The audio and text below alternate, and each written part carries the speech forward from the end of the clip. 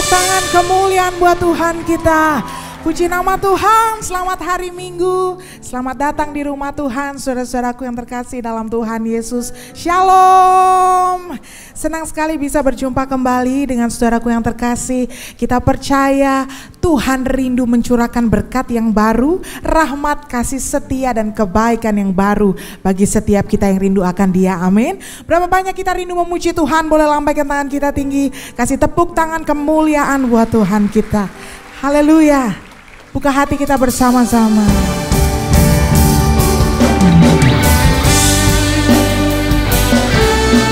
Kami buka hati kami.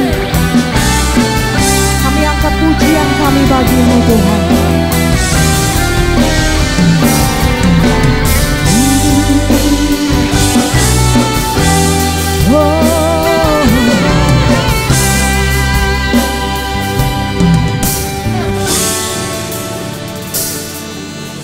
Belum pernah ada kasih di dunia sanggup menerima diriku apa adanya. Selain kasih-Mu Yesus,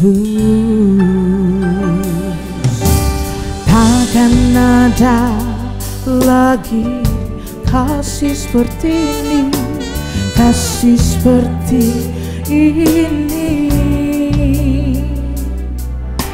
sanggup mengubahkan hidupku menjadi baru. Selain kasih-Mu Yesus,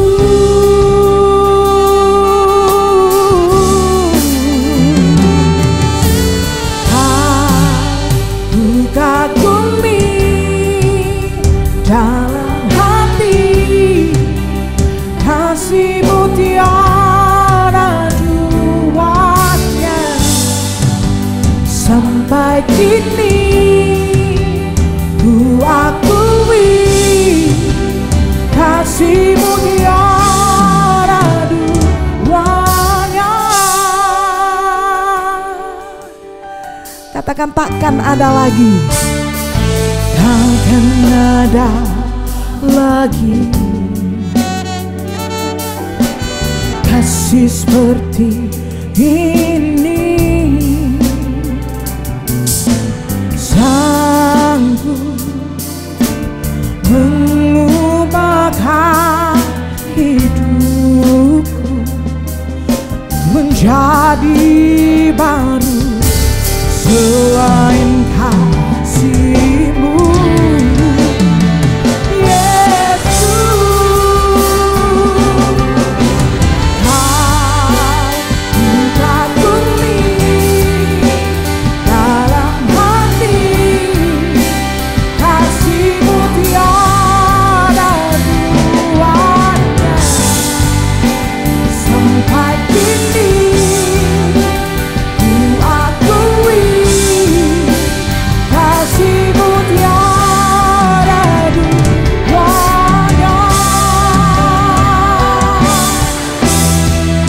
berdiri bersama dalam hadirat Tuhan.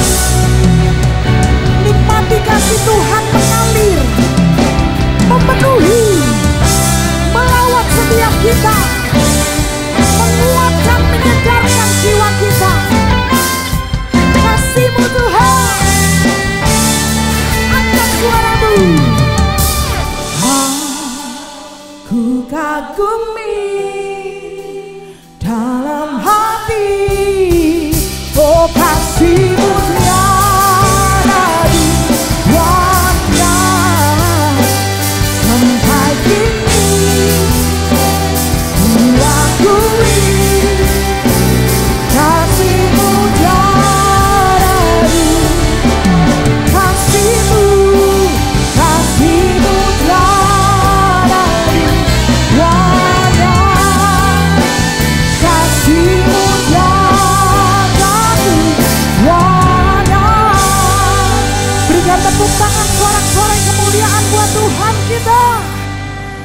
Kami dikasihi, kami diterima sepenuhnya oleh Engkau, Allah pencipta langit dan bumi. Yesus Kristus namanya. Terpujilah namamu kekal selama-lamanya. Di dalam nama Tuhan Yesus yang siap bersukacita bersama kita berkata, amin. Tepuk tangan yang meriah buat Tuhan kita. Haleluya. Ada kuasa dalam nama Tuhan Yesus. Amin. Yang percaya tepuk tangan sama-sama. Hey, mari bersukacita suaraku. Hey,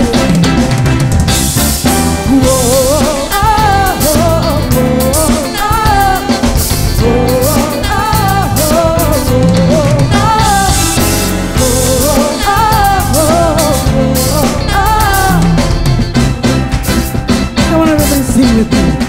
God is fighting for us. God is on our side. He has overcome us. He has overcome. We will not be shaken. We will not be moved. Jesus, you are here.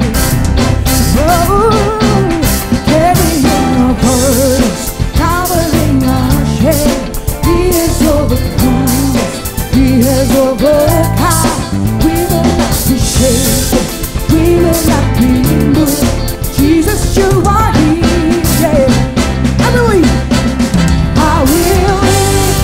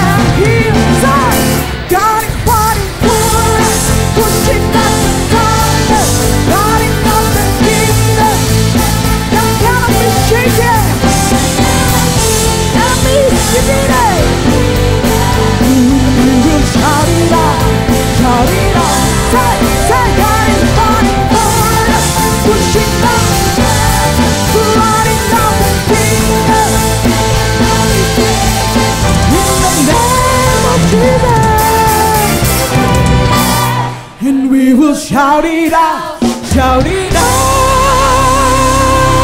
Sorak-sorai bagi Tuhan.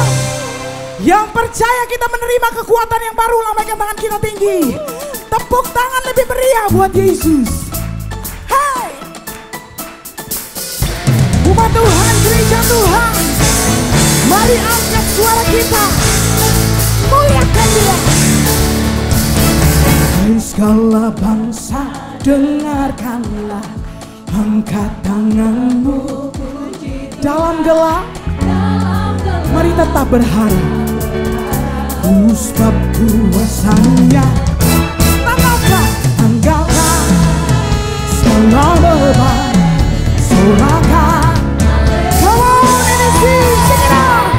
Jangan sumber keajaiban, dimaksudkan di segala kekuatannya. Dengan iman ku memenang. Katakan, segala bangsa dengarkan, angkat tanganmu. Puji Tuhan dalam gelap, tetap berharap, sebab kuasanya tak terbatas. Tinggalkan segala beban. Yang mau bersorak, angkat suaramu. Janganlah sumber keajaiban, dimaksudkan di segala bangsa. Kekuatannya besar, dengan iman ku memenang. Janganlah sumber keajaiban, dimaksudkan di segala kekuatannya. Dengan iman ku memenang. Sebab kita adalah umat yang lebih dari pemenang. Amin. Yang percaya tepuk tangan di atas sama-sama, saudaraku. Hey, serukan. Wow, oh, oh, oh,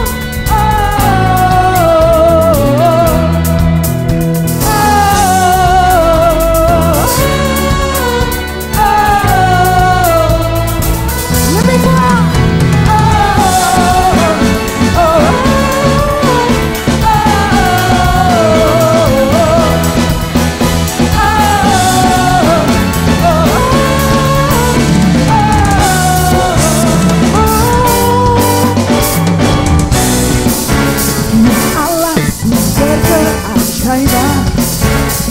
Maksud segala bangsa, perbuatannya tak terhingga. Dengan iman ku memenang. Ya Allah sumber, umat Tuhan angkat suaramu. Perbuatannya, perbuatannya. Dengan iman ku memenang. Sekali lagi katakan, ya Allah sumber keajaiban, dimaksudkan di segala bangsa. Kekuatannya besar, dengan iman kita. Katakan, dengan iman kita menang. Oh, oh, oh, oh.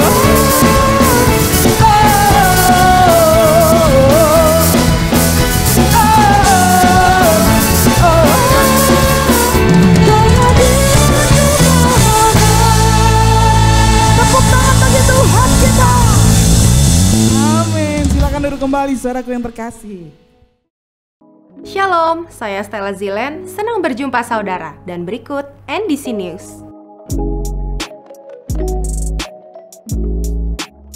Jadwal ibadah raya dan Kids Church di berbagai lokasi NDC dapat ditemukan di aplikasi dan juga website NDC.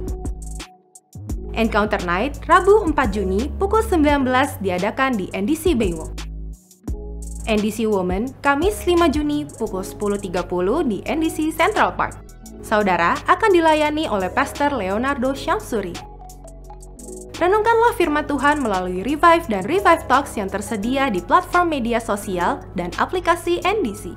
Persepuluhan dan persembahan dapat diberikan dengan melakukan scan kode kris yang terdapat di layar.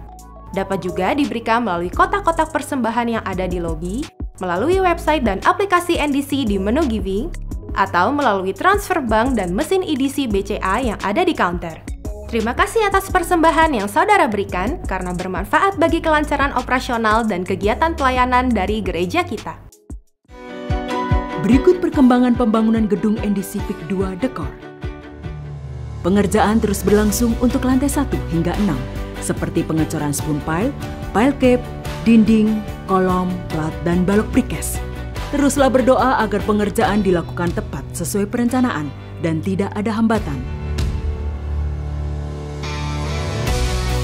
Dukungan dana dapat diberikan melalui nomor rekening pembangunan berikut atau melalui aplikasi NDC, dan laporan keuangan tersedia pada TV Science. NDC akan mengadakan NDC Holy Land Trip pada 19 hingga 30 Oktober bersama Pastor Josia Abdi Saputra. Tersedia 2 paket perjalanan yang dapat Anda pilih sebagai berikut. Hai guys, bagi teman-teman yang mau pelayanan yang heboh, mengasihkan, dan seru, ayo join volunteer NDC Kids. Let's go, let's go!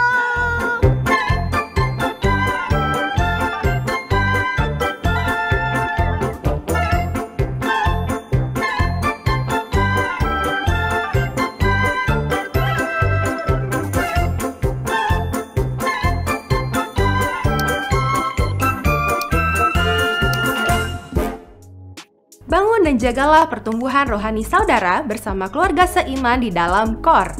Kita akan kuat dan menang karena saling mendoakan. Daftarkan diri Anda melalui counter ibadah atau aplikasi NDC di menu Join KOR. Untuk mendapatkan foto-foto ibadah di NDC, saudara dapat follow akun Instagram NDC Lenses. Berikut hotline NDC yang dapat dihubungi jika saudara membutuhkan pelayanan dari gereja. Kami segera menghubungi dan melayani saudara. Sekian NDC News yang dapat kami sampaikan. Terima kasih atas perhatian Anda dan Tuhan Yesus memberkati. Mengarahkan hati kami, pikiran kami tertuju hanya kepadamu Tuhan, Allah yang mengasihi setiap kami.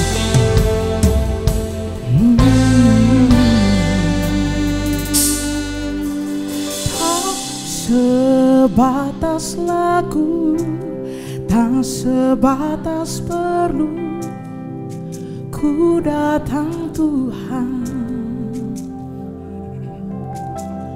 Tak hanya berkat-Mu menyentuh hatimu, rinduku Tuhan. Selidiki hatiku, apa ku sungguh mengasihimu. Umat Tuhan, angkat suara kita. Tuhan, ini yang ku punya, kehidupan, kasih-Mu Tuhan, kasih-Mu. Hidupku ini lagu cinta untukmu.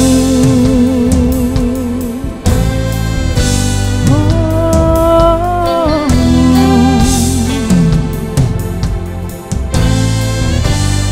tak sebatas lagu, tak sebatas lagu, tak sebatas perlu, ku datang Tuhan. Tak hanya berkat-Mu menyentuh hatimu, rinduku Tuhan. Selidiki hatiku, apa ku sungguh mengasihi. Kembali saya ajak kita bangkit berdiri bersama, saudara. Tuhan, ini aku punya, kehidupan yang telah Kau beri, kasih-Mu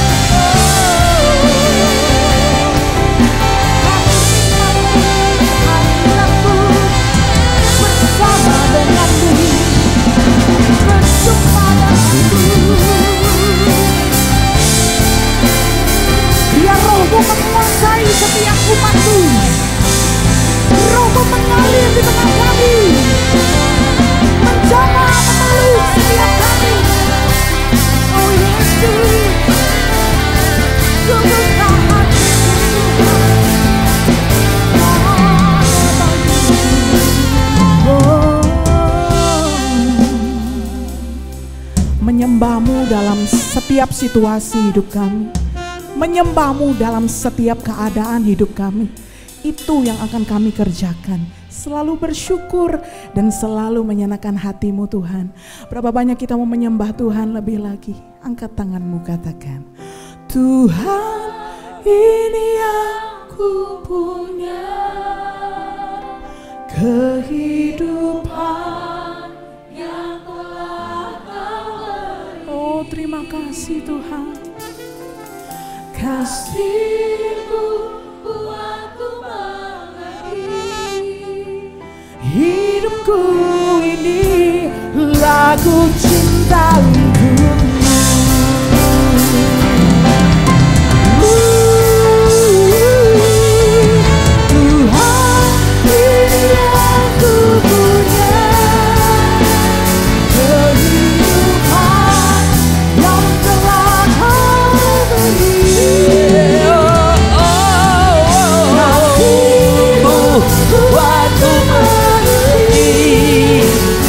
Hidupku ini lagu cinta untukmu.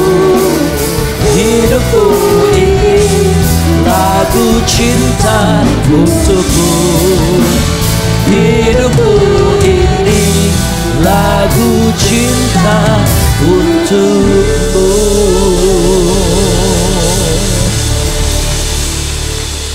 Biarlah lagu pujian ini memberkati-Mu Tuhan, dan seperti dupa yang harum menyenangkan Engkau.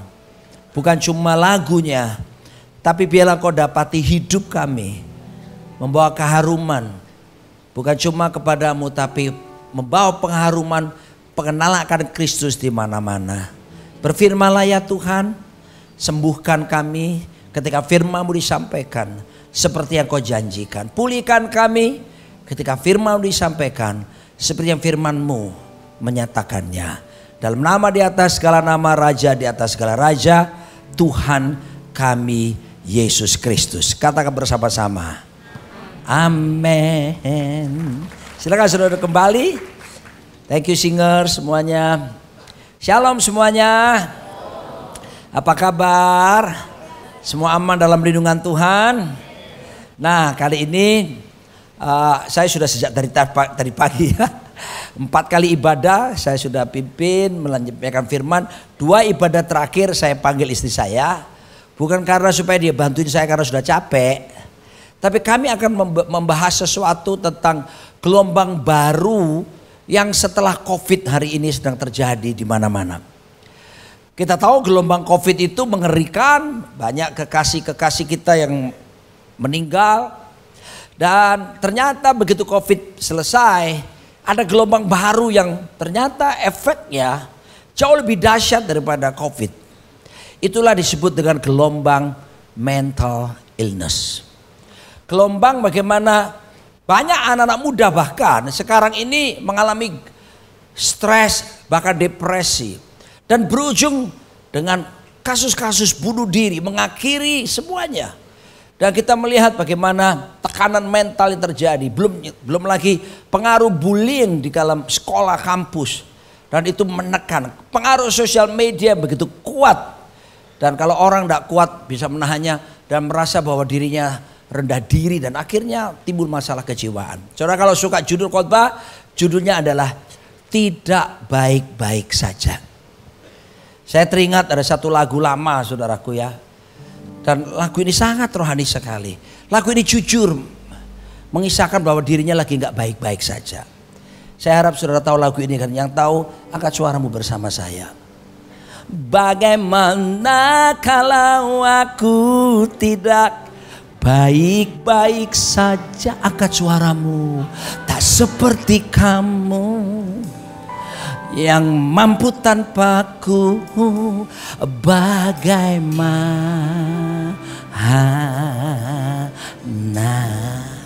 Pemirsa, kita jumpa lagi dalam acara kita nantikan. Firman Tuhan berkata dalam 3 Yohanes 1 ayat yang kedua, ini kehendak Tuhan. Tuhan tuh mau saudara dan saya jiwanya, pikiran perasaan kehendak kita itu kuat, makmur bahkan. Dalam 3 Yohanes 1 ayat 2 saya ajak kita membaca bersama-sama satu ayat ini, 1, 2, 3. Saudaraku yang kekasih, aku berdoa semoga engkau baik-baik dan sehat-sehat saja dalam segala sesuatu. Sama seperti apa? Jiwamu baik-baik saja. Kata baik-baik dalam bahasa Yunani adalah eudoo. Artinya apa? Prosper kalau terjemahan Inggrisnya. Makmur. Tuhan itu berkeinginan jiwa kita ini, pikiran, perasaan, kehendak kita itu makmur. Kenapa? Itu akan mempengaruhi kesehatan fisik kita. Dunia medis berkata mensana in corpore sano. Dalam badan yang sehat terdapat jiwa yang sehat. Tapi Alkitab bilang justru sebaliknya. Kalau kau ingin sehat badanmu, jiwamu lebih dulu. Bukan outside in, tapi inside out. Jadi saudaraku, kita akan belajar pada saat ini. Adalah kehendak Tuhan. Kamu makmur, prosper jiwamu ini. Karena kalau enggak, maka akan muncul penyakit yang disebut psikosomatis. Orang bisa sakit mah karena masalah apa? Stres. Orang bisa kena cancer. Kenapa? Karena kepahitan. Lalu sakit hati. Dan dokter sudah mengakui itu. Ya, penyakit-penyakit yang ditimbulkan masalah kejiwaan menimbulkan penyakit secara fisikal. Makanya di Indonesia ini kurang terbiasa kalau datang kepada psikolog atau dokter kesehatan jiwa. Logikanya begini loh. Karena kita berpikir bahwa kalau ke dokter jiwa, ke psikolog ntar dikira gila. Saudara, kalau saudara sakit gigi, saudara pergi kemana? Dokter gigi. Kalau saudara sakit perut, buang-buang air 20 kali sehari, pergi ke dokter THT. Kalau saudara, kok THT? Internis, aku ngomong THT tadi saya. Ini ibadah ke-6 ya gini, side effect-nya apa? Jadi saudara pergi ke dokter internis karena sakit perut. Kalau saudara ada bermasalah dengan masalah kejiwaan, seharusnya saya pergi kemana? Dokter kesehatan jiwa. Itu logika berpikirnya seharusnya. Nah, istri saya sengaja ajak karena dia tahun lalu menyelesaikan tesisnya.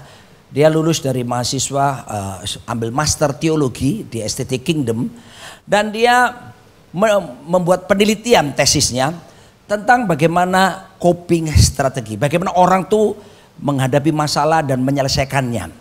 Dan ada penelitian secara ilmiah yang dia temukan, nanti kita akan dengarkan bersama-sama. Silakan saya. Oke, kita melihat data-data terkini dulu Bapak Ibu ya, yang nggak bisa dipungkirin sekarang itu ada di sekeliling kita. Bahkan minggu lalu saya pulang gereja, ternyata ada sepasang suami istri menyampaikan bahwa anaknya yang kelihatannya baik-baik saja, ternyata untungnya dia share kepada guru BP di sekolahnya menyatakan mau bunuh diri. Dan ini kita lihat sekarang karena apa? Banyak bully di mana-mana. Di situ dikatakan siswa SMA dibully sampai masuk ke rumah sakit jiwa. Ada salah satu sekolah swasta yang juga melakukan bully sampai kemudian terlibat dengan kepolisian. Kemudian selanjutnya kita juga melihat saat ini Kementerian Kesehatan menyatakan bahwa krisis kesehatan mental melonjak di kalangan para remaja. Dan kita perlu ketahui juga Kementerian Kesehatan juga menyatakan 97% anak SMP saat ini sudah mengakses film-film pornografi. Bahkan saya pernah mendapatin seorang ibu datang kepada saya menangis karena dia bilang aku gagal mendidik anakku Bu. Karena apa? Anaknya kelas 5 SD perempuan ternyata sudah kecanduan pornografi juga 5 SD. Nah, kemudian kita melihat selanjutnya di berita-berita dikatakan bahwa krisis di situ dikatakan depresi di balik kasus bunuh diri yang barusan rame terjadi karena loncat dari lantai 12 di salah satu universitas swasta di Surabaya. Dan yang saya mau nyatakan bahwa keluarga ini adalah keluarga yang beribadah di tempat kami menggembalakan juga. Di salah satu cabang di Surabaya, di mana papahnya adalah wakil gembala. Tapi kita juga nggak bisa menyalahkan ya Bapak Ibu ya. Oh, kemudian orang banyak judge gini, kamu wakil gembala tapi kenyataannya anakmu bunuh diri. Kalau Bapak Ibu bisa melihat di YouTube juga ada tampilannya. Dia menyatakan bahwa anaknya ini jatuh dalam kondisi mukanya menghadap ke aspal. Kemudian orang bilang, jangan lihat wajah anakmu, jangan lihat, tidak bisa. Bagaimanapun juga itu anakku, serusak apapun kondisinya. Kemudian dia cium anak itu, dia peluk anak itu. Karena apa? Memang depresi, nggak bisa dipungkirin sekarang ada di mana-mana. Kemudian kasus bunuh diri juga. Bullying, itu di Surabaya karena dibully. Iya, dibully. Kemudian bunuh diri juga mengancam generasi Z saat ini. Tapi kita nggak perlu khawatir Bapak Ibu. Itu semua karena apa sih? Jiwa. Sekarang pertanyaan saya sebelum lebih lanjut. Bu, kalau kita percaya Tuhan Yesus, kita ke gereja, apakah kita nggak boleh marah? Apakah kita nggak boleh takut? Apakah kita nggak boleh khawatir? Nah, kita melihat yang menciptakan perasaan kita itu Tuhan Yesus itu sendiri. Dan sewaktu hidupnya di muka bumi, Yesus pun juga pernah marah. Ketika dia masuk ke bait suci, dia melihat bait suci dipakai berdagang. Cuman kita belajar dari Tuhan Yesus, dia ngerti bagaimana mengelola kemarahannya, mengelola emosinya. Yesus pernah takut sebelum ditangkap. Firman Tuhan berkata, dia berkata, aku sangat ketakutan, bahkan peluhnya berupa titik-titik darah. Dan menurut medis itu karena pembuluh darah kecilnya pecah karena saking ketakutannya. Depresi yang luar biasa. Kemudian Yesus juga pernah sedih ketika sahabatnya Lazarus meninggal. Yesus juga pernah merasa terkhianati Bapak Ibu. Ketika Yudas menyerahkan dia mengucapkan satu statement seperti ini, anak manusia memang harus disalibkan, tapi celakalah orang yang olehnya dia menyerahkan Tuhan Yesus. Dia merasa terkhianati Bapak Ibu. Tapi ini yang terjadi. Yuk kita baca bersama-sama ayat ini, 1 Petrus 2 ayat yang ke-25. Sebab dahulu kamu sesat seperti domba, entah jiwa kita kemana. Tetapi sekarang kita telah kembali kepada Gembala dan pemelihara jiwa. Katakan, dia memelihara jiwa kita. Dia memelihara jiwa. Kita bisa punya masalah, kita misalnya mungkin ketakutan, kita ngalami susah, tapi dia memelihara jiwa. Dan kemudian dikatakan, sebelum saya bacakan Mazmur 23, saya mau bilang kepada anak-anak muda di sini, jangan mau dilabeli dunia bahwa kamu generasi stroberi. No, Alkitab bilang siapa kita seharusnya? Keturunan orang benar, Alkitab bilang perkasa di bumi ini. Ya, Alkitab berkata kita ini berjalan dalam tujuan, makin lama makin kuat untuk menghadap Tuhan di Sion. Tuhan yang melatih jari-jari kita bertempur, tangan kita untuk berperang. Dia membuat lengan kita cakap melenturkan busur tembaga. Dia membuat kita tegak berdiri seperti rusa di bukit-bukit batu. Sudahlah, jangan mau dunia melabel kamu generasi stroberi. Kamu generasi akhir zaman, kamu kuat di dalam Tuhan. Kamu kalaupun dapat tekanan, Tuhan sedang mendewasakan kamu supaya kamu keluar seperti emas. Kamu semakin dimurnikan bagi kepentingan kerajaan Allah. Seharusnya punya statement pernyataan iman yang seperti itu. Alkitab juga berkata bahwa Tuhan itu, ingat ya, Tuhan mau sembuh, Tuhan mau kamu makmur jiwamu. Dan bahkan kunci A, dalam Mazmur 23, kita nyanyi ya sekarang sama-sama, semua tahu lagu ini, The Lord is my shepherd. Tuhan adalah gembalaku, takkan kekurangan aku, takkan kekurangan. Ia membaringkan aku, ia membaring, bayangkan di padang yang berumput hijau, segar. Ia membimbingku, ia membimbing ke air yang tenang. Perhatikan kalimat ini, ia menyegarkan apa? Jiwaku. Stop. Tuhan itu Tuhan yang menyegarkan jiwa.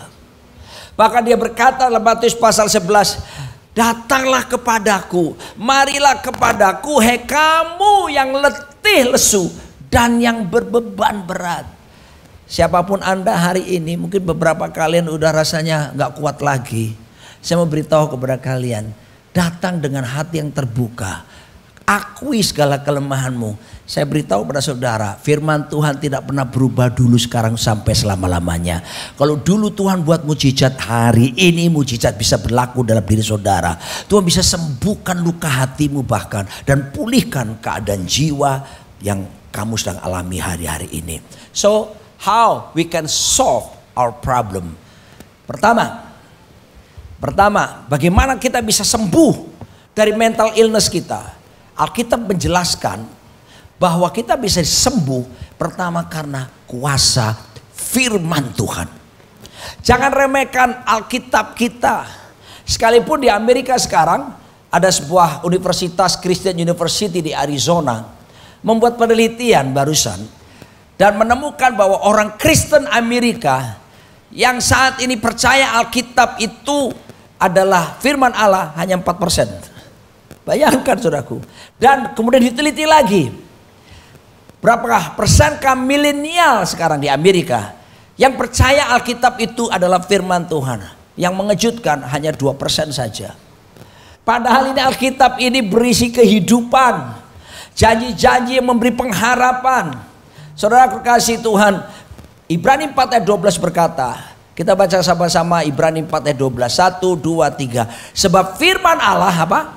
Hidup dan kuat dan lebih tajam daripada pedang bermata dua manapun. Kamu bisa sebutkan pedang apa? Toliong toh? Kapak 212, wiro sableng, sito gendeng sungguhan? Kamu bisa sebutkan? Tidak ada satupun pedang di dunia ini yang seperti firman Tuhan. Pedang dunia cuma bisa memenggal kepala, memotong tangan, tapi tidak bisa memisahkan sendi-sendi dan sumsum. Tidak ada pedang yang bisa memisahkan apa yang disebut dengan pertimbangan dan pikiran, memisahkan roh dan jiwa bahkan. Tidak ada kecuali firman Tuhan. Makanya saudaraku, kalau di gereja ini ada aplikasi apa itu? Baca firman itu. Revive. Baca. Itu akan membangkitkan rohmu, memberi harapan. Makanya lagu ini perlu dinyanyikan. Semuanya kita mesti nyanyi. Baca kitab suci, doa tiap hari, doa. Angkat suaramu adik-adik. Bagus.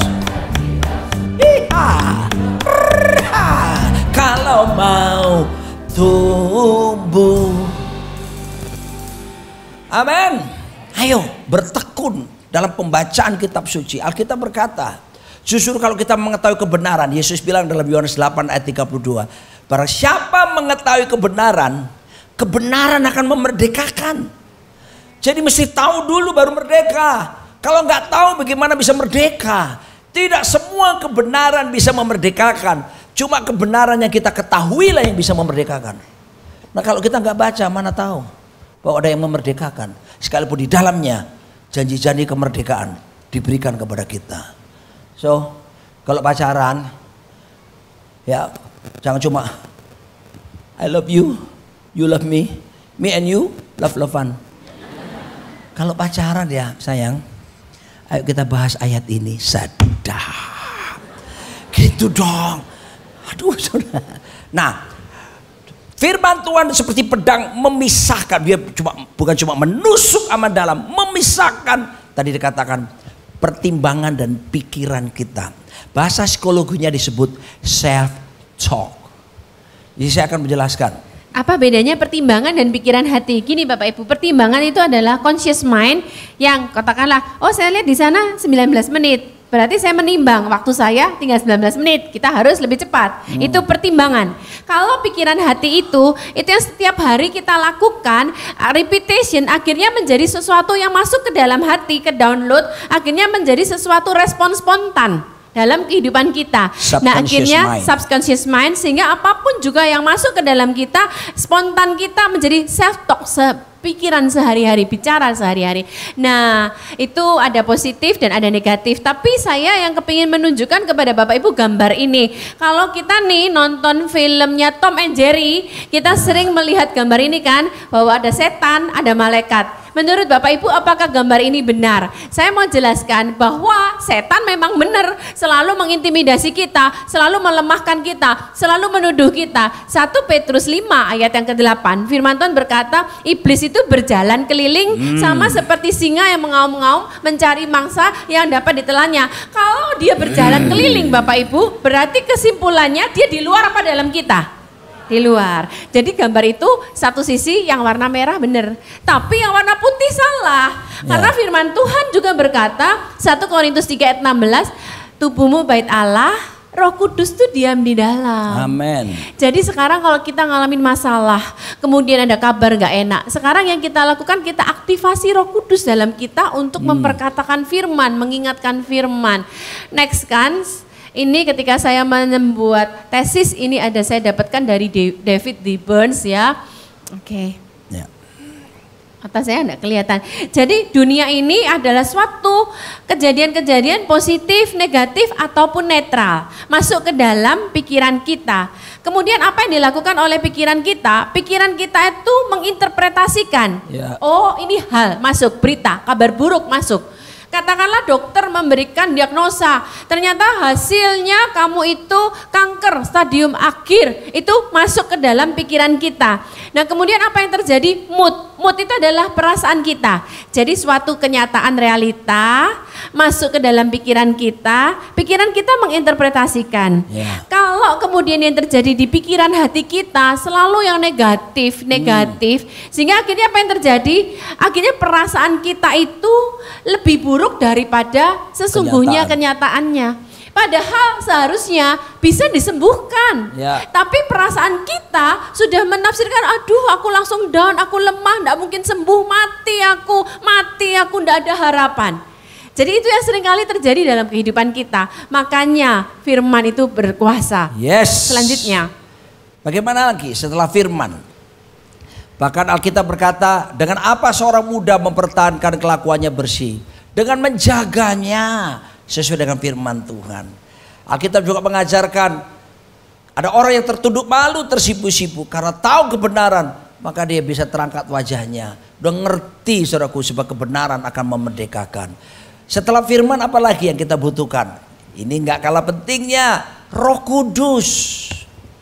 Pribadi yang memang sekarang berdiam dalam setiap kita. Dalam Roma 8 ayat 26 sampai 27 di sana dikatakan, demikian juga Roh membantu kita dalam kelemahan kita. Sebab kita tidak tahu bagaimana sebenarnya harus berdoa. Berapa banyak kita ngalami bahwa, Pak saya sudah nggak sanggup lagi. Mau bilang apa Pak? Saya udah sampai titik nadir. Saya sudah dalam keadaan di mana saya lemah banget. Saya stres Pak. Saya nggak sanggup lagi. Sampai saya bingung mau doa apa. Pernah saudara kondisi seperti itu? Saya pernah ketemu orang-orang yang minta konseling dalam kondisi yang sangat putus asa.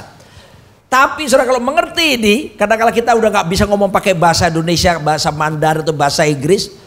Tetapi Roh sendiri berdoa untuk kita kepada Allah dengan keluhan-keluhan yang tidak terucapkan. Dan Allah yang menyelidiki hati nurani mengetahui maksud Roh itu, yaitu bahwa ia sesuai dengan kehendak Allah berdoa untuk orang-orang kudus. Jadi saudaraku, Tuhan menyediakan kepada kita yang namanya Roh Kudus bekerja. Salah satu karunia Roh Kudus itu bahasa roh. Bahasa roh itu perlu Anda dapatkan, itu janji yang Tuhan berikan. Kamu mesti minta, disediakan buat kita. Dan ketika kita dipenuhi Roh Kudus, selalu salah satu tanda kita berkata-kata dalam bahasa roh, dalam bahasa Yunani kata membantu itu sunanti lambanomai. Sunanti lambanomai itu gini, ayo Pak tolong bantu saya ke sini boleh? Nah kelihatannya ukurannya nggak jauh beda kan? Saya mesti cari kalau Pak Joshua kan tinggi besar. Nah ini kan ya ketinggian kurang lebih sama. Bapak jadi Roh Kudus. Saya dari saya sendiri. Waktu kita berdoa dalam bahasa roh, kita gak sendiri lagi sekarang. Saudara, ketika saudara lihat bagaimana Israel melawan teroris Hamas maupun Hizbollah. Yang terjadi gimana? Saudaraku, intelijen daripada Israel, si Mossad bisa menemukan persembunyian pemimpin-pemimpinnya. Karena apa? Agen-agennya keren. Bahkan pager bisa meledak, bisa tahu posisinya. Kira-kira 10 tahun yang lalu aja, saya sudah mendengar kabar bahwa Israel punya teknologi, HP mati pun dia bisa melacak. Itu 10 tahun yang lalu. Saudaraku dikasih Tuhan. Dan kalau kita, kenapa? Karena mereka punya agen yang bisa membaca bahasa musuh. Saya beritahu, ketika Anda berdoa dalam bahasa roh, karena Anda tidak tahu bagaimana caranya berdoa, maka itu seperti ini. Kita dengan Roh Kudus. Ini yang namanya bersunanti lambanomai. Roh Kudus membantu kita dalam berdoa. Kita sekarang gak sendirian lagi nih. Bersama dengan Tuhan menyampaikan keluhan-keluhan yang tak terucapkan. Roh Kudus yang menyelidiki semuanya. Dan dia menyampaikan kepada Tuhan takhta di sorga. Mari saya beritahu kepada saudaraku. Iblis bingung ini ngomong apa. Ini doa apa. Kalau saudara pakai bahasa Indonesia bisa di-jam. Bisa buat sesuatu untuk membatalkannya. Tapi kalau kamu menggunakan bahasa roh. Buat dia diterima di telinganya dia. Kayak radio yang gerak. Splatter gitu. Dia bilang apa ini, dia panggil ke rombongan. Lu tahu gak ini bahasa apa? Bunyinya gitu saudaraku. Yang gak ngerti apa-apa. So ini karunia yang disediakan. Makanya datang kepada hamba Tuhan. Minta didoakan. Atau di kor saudara. Minta didoakan. Saya penuh Roh Kudus. Sampai berbahasa roh. Bukan karena penumpangan tangan hamba Tuhan. Istri saya ditumpangi tangan almarhum pendeta Jeremia Rim. Dia bahasa roh. Saya enggak. Saya penasaran karena saya dari belajar latar belakang saya tidak percaya bahasa roh. Saya bilang itu cuma di perjanjian gereja mula-mula. Tapi saya lihat teman-teman saya hidupnya berubah, menyala-nyala. Saya jadi penasaran. Lalu saya minta sendiri sama Tuhan. Saya datang di persekutuan doa cim-cim di kota Surabaya. Waktu itu saya masih di Surabaya. 8 cim-cim sederhana. Nyembah Tuhan bahasa roh. Saya pelonga-pelongo. Do you know pelonga-pelongo?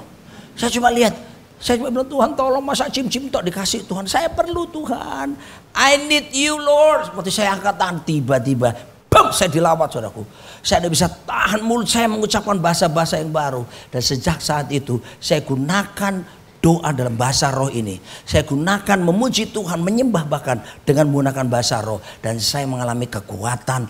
Dan saya tahu persis saudaraku. Iblis kebingungan. Saya sedang berkata apa kepada Tuhan. Atas nama bangsa Indonesia saya ucapkan terima kasih. Semoga amal ibadahmu diterima di sisinya. Amin. Amin saudaraku. Disediakan kepada kita. Maka itu rindukan, harapkan. Jangan sampai saudaraku apa itu cuman masa lalu. No, disediakan sampai hari ini. Haleluya. Saudaraku dikasih Tuhan. Kemarin kekasih kami Pak Beni Laos. Sudah tahu calon gubernur Maluku Utara. Kami sudah kenal cukup lama. Dan dia memang beberapa kali beribadah di tempat kami. Dan sudah tahu kasusnya bagaimana dia meninggal dunia. Sang istri begitu berduka. Karena hari-hari itu dalam kampanye berduaan mereka. Dan mereka dibuat Tuhan manis hubungannya. Dan tiba-tiba suaminya dipanggil Tuhan. Dan saudaraku udah menangis luar biasa. Lalu bapak rohani saya Pak Timotius Arifin menelpon. Pak Arifin cerita ke saya, dia nggak bisa ngomong, dia cuma bisa nangis Roni, karena pedih hatinya. Tapi apa yang dilakukan oleh Pak Arifin? Diajak berdoa dalam bahasa roh. Begitu diajak berdoa dalam bahasa roh sama-sama saudaraku, ketenangan mulai datang. Dan dia boleh diajak bicara. Saudaraku, semua disediakan oleh Tuhan. Yang ketiga, pertama firman Tuhan. Yang kedua, Roh Kudus. Yang ketiga adalah perlu ada dukungan dari orang-orang benar di sekitar kita. Apa itu? Core, komsel.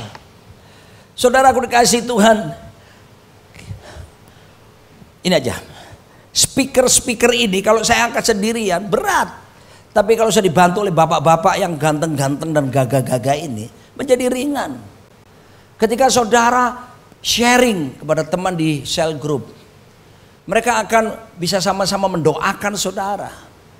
Saya belajar dengan istri saya sampai kita ngundang seorang psikolog profesional, counselor dari Singapura. Kami belajar, ikuti sesinya. Belajar karena kami ingin supaya kami mengerti tentang counseling dengan benar. Kita pernah diajari satu sesi, The Art of Listening. Cuma dengerin tok. Karena saya ini kebiasaan saya kalau Jumat sharing atau konsultasi gitu, panas pantat saya Pak. Kapan selesainya? Dalam hati, aku tahu kamu nanti cerita ini.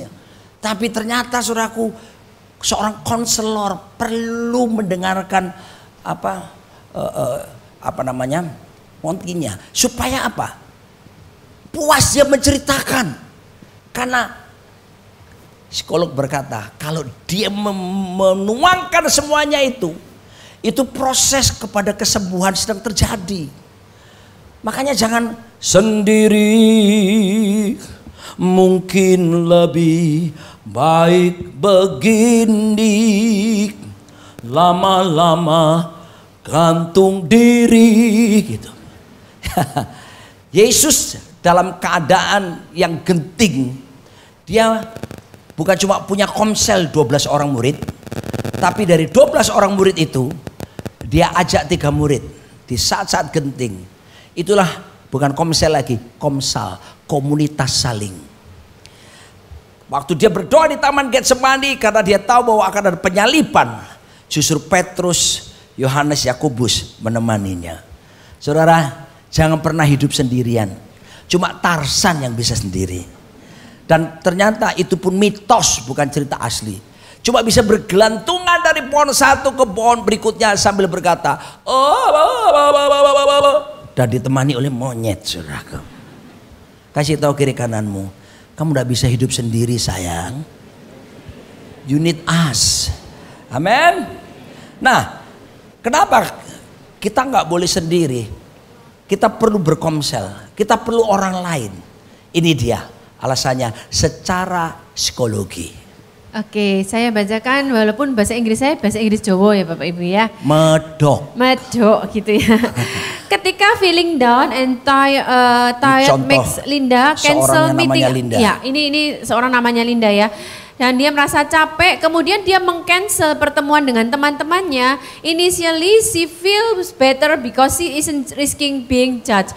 Untuk sesaat dia merasa lebih baik. Dia malas ketemu orang. Oke, untuk sesaat karena dia tidak dijudge, tidak ditanya-tanya. Kadang-kadang orang Indonesia kan suka kepo ya. Dia enak rasanya. Tapi kemudian jika itu terus berlanjut dan berlanjut, dia tidak mau ketemu orang, mengurung diri. Apakah yang terjadi?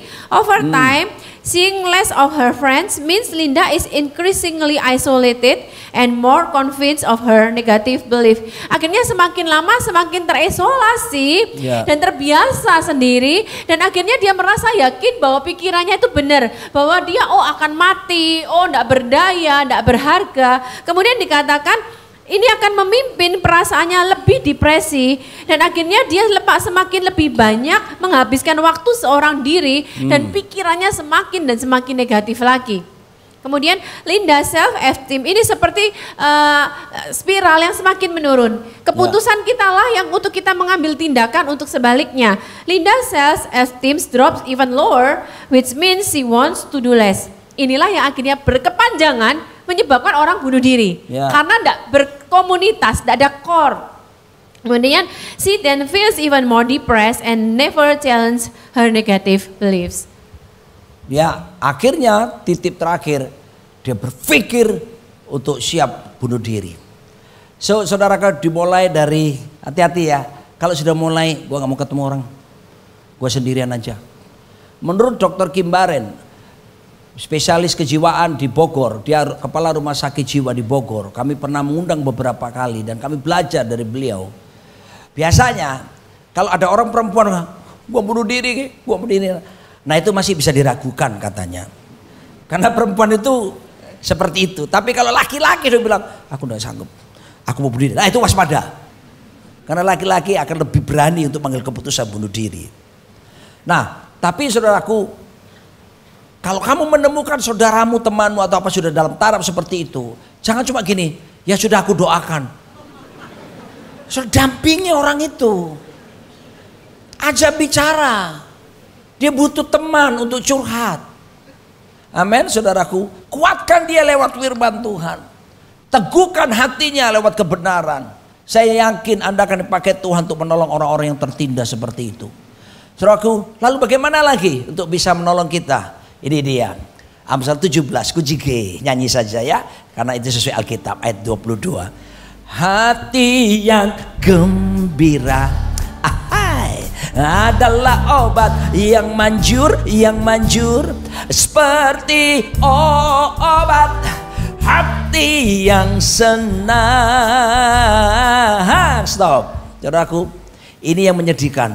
Tapi semangat yang patah, stres, depresi, keringkan tulang, hati yang gembira, Tuhan senang Dengar anak muda sekarang, jangan mau dilabeli kamu generasi stroberi. Sekali lagi kasih tahu sebelah kiri kanannya, mudah-mudah kita bukan generasi stroberi, kita generasi kuat seperti Raja Wali dengan kekuatan sayapnya menunggang badai dan menjalani hidup, proses kehidupan pasti menang. Terakhir gimana menyelesaikannya?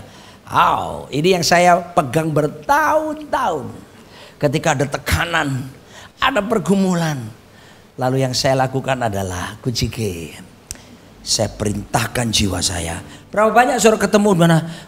Gue nggak gairah lagi ibadah, baca Alkitab lagi, doa, capek nggak berubah-berubah.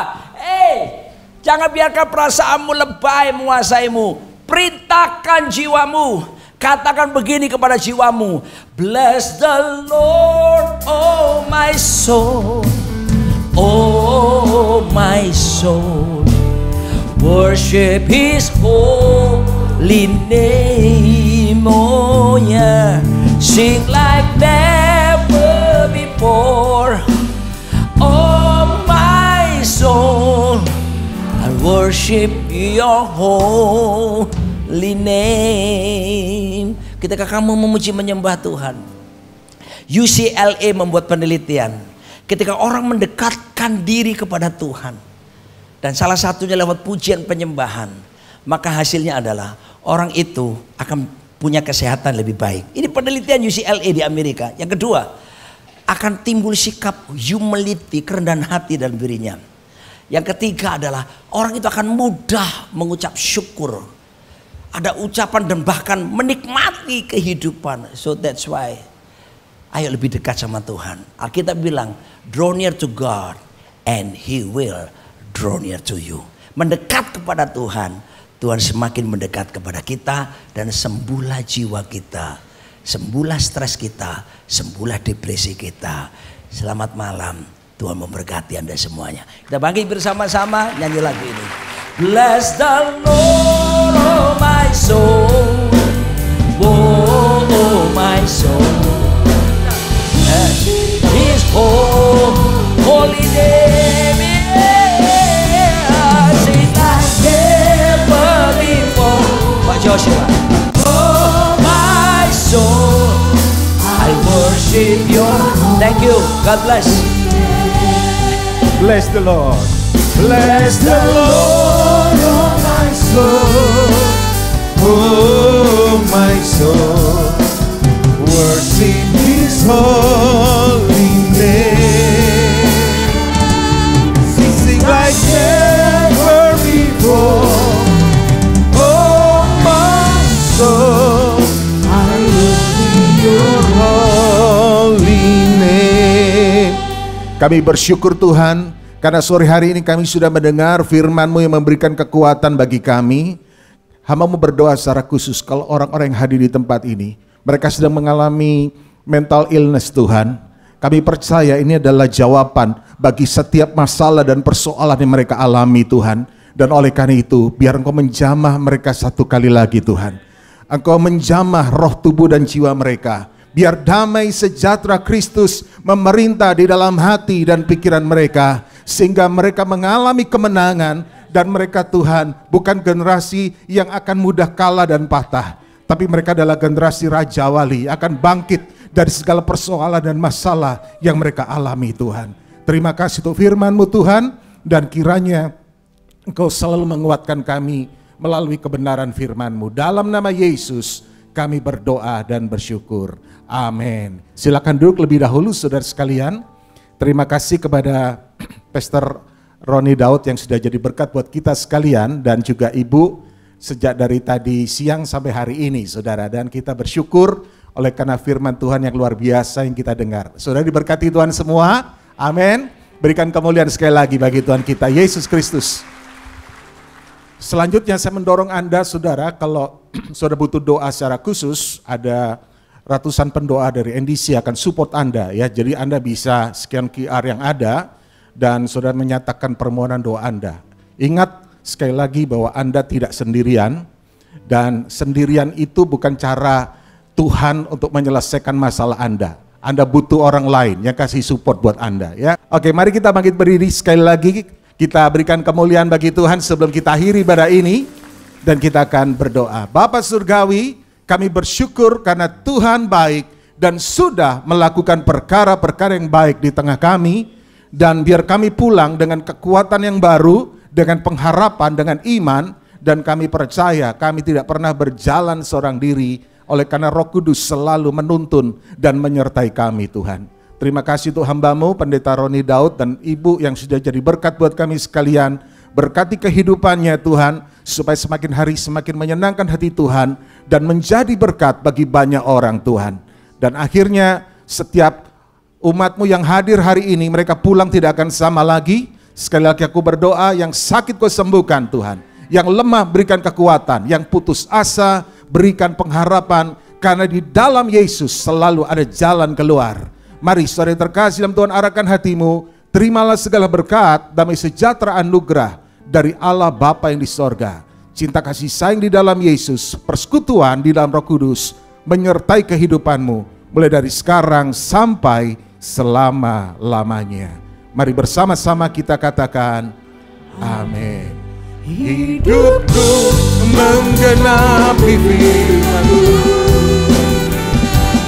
tanda mukjizat sertai tiap langkahku. Kau bersamaku di dalamku, jadi bukti kebesaran-Mu.